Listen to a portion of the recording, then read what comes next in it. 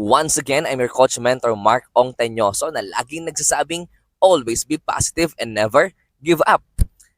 Pag-usapan natin ang network marketing. Ang network marketing ay isang proseso na pangmatagalan na nagre-require ng consistent effort at dedication. It is not a quick way to make money or achieve success.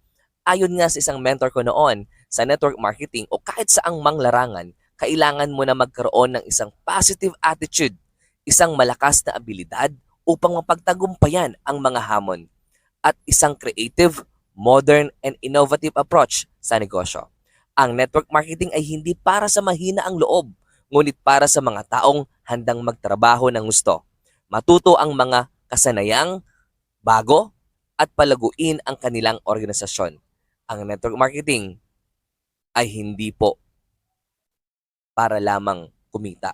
Ngunit ang network marketing ay para makatulong sa kapwa nating tao na magkaroon sila ng negosyo na talagang masasabi nila, it is my business. And that is the network marketing.